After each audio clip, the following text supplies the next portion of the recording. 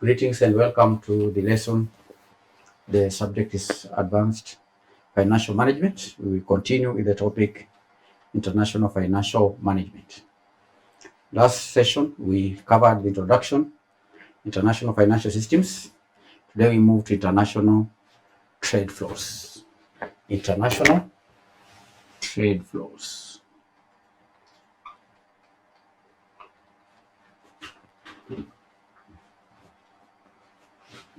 And foreign direct investments. International trade flows and foreign direct investments. Now, these are two interconnected aspects of the global economy. The international trade flows and the FDI. The FDI, foreign direct investment. They are two interconnected aspects of the global economy. Now, international trade flows refers to the exchange of goods and services, right? The exchange of goods and services across the borders. That is international trade flow. Trade is the exchange of goods or services. Trade is the exchange of goods or services. And therefore, international trade flows is the exchange of goods and services across national borders.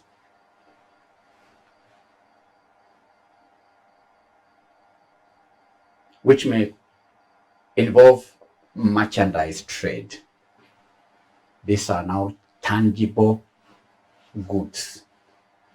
The international trade flow may also involve services trade, which is the trade of intangible assets or goods. Services trade is the trade of intangible services. For example, banking, information technology, tourism, and so on.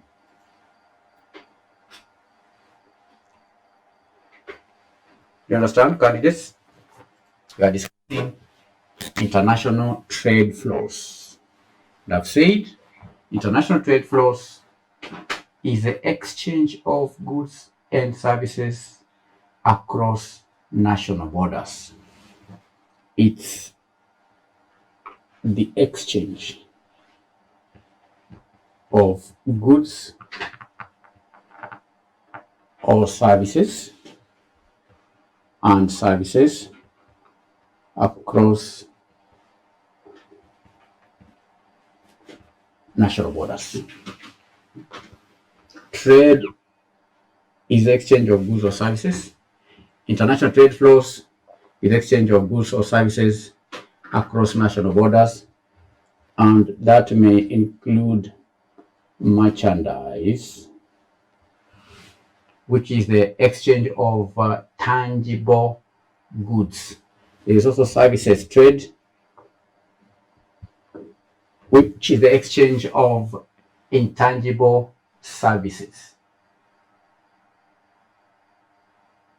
So you may be asked, what are the factors influencing trade? Factors influencing trade. What are the factors that influence the exchange of goods or services across the borders? One is comparative advantage. Comparative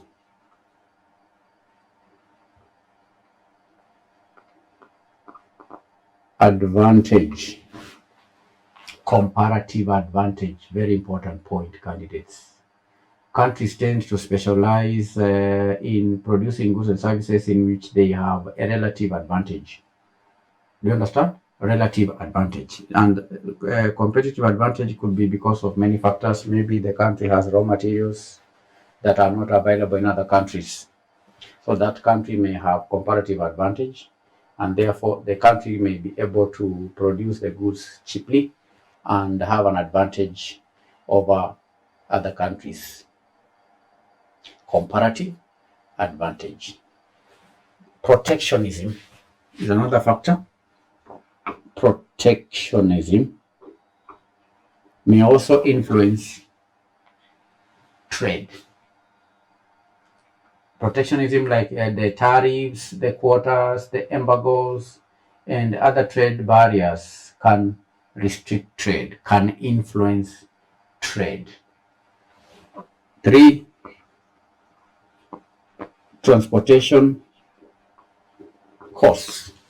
Cost of transporting goods. The cost of transporting goods or services across the national borders can also influence the degree of trade. If the costs are too high, goods may not move as much as when the costs are low. Economic growth is another factor that influence trade. Economic growth. The economic growth in one country can lead to increased demand for imports. If a country is growing economically, then the people within that country will have the purchasing power to import goods. They may also have the power to export. So economic growth can influence trade. So these are just 4 factors. There could be more. Let's now define foreign direct exchange. Foreign direct investment, not exchange but investment. FDI refers to the long-term investment by a company in a foreign country.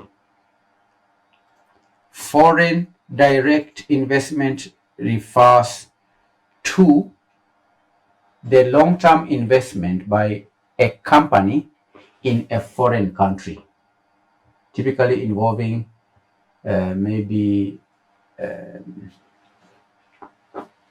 controlling interests in a foreign subsidiary and so on. So that's the meaning of foreign direct investment. It is the long term, we write it. It's the long term investment of a company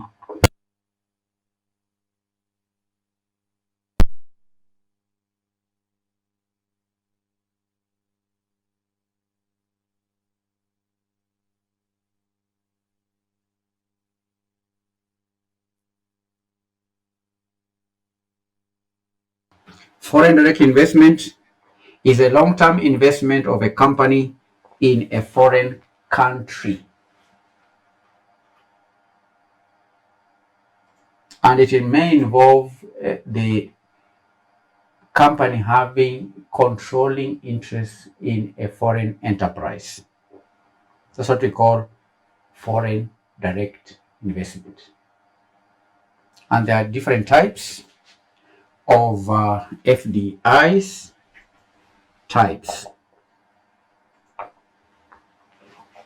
There are different types of foreign direct investment. One is the greenfield investment.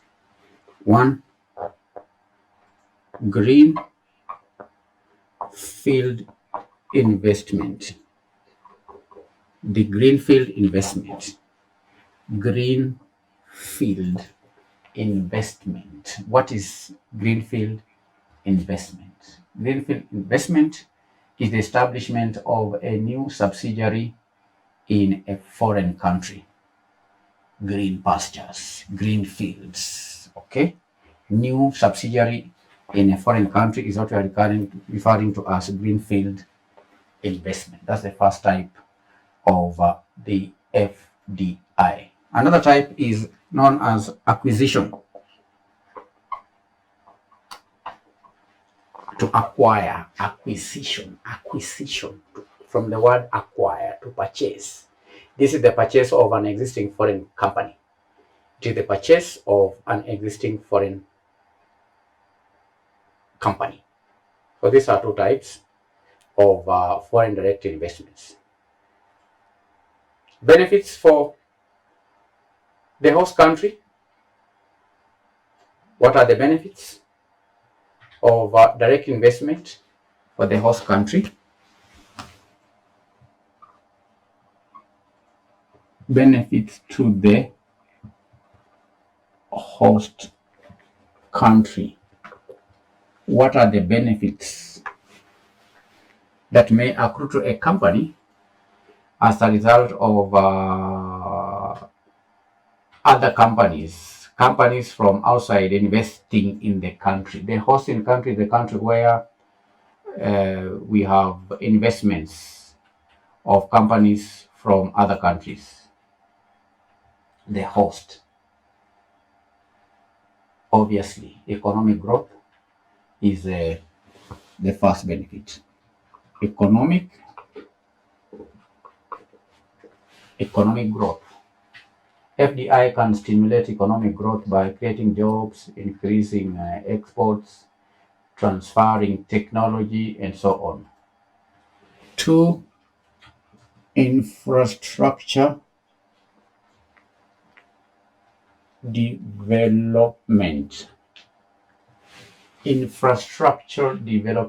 FDI can lead to the development of infrastructure such as transportation and communication networks. Tax revenue is an advantage. Tax revenue. FDIs can generate tax revenue for the host government. Benefits to the host country, economic growth. Number 2, infrastructure development. Number 3, tax revenue. Technology transfer is the 4th benefit. Multinational corporations often bring advanced technology and management practices to the host country. That is an advantage. 5, competition. They also come to compete with the host companies. FDIs can increase competition, leading to lower prices and improved product quality. So these are 5 benefits of foreign direct investment to the host country. So candidates, we are discussing the international trade flows and foreign direct investment.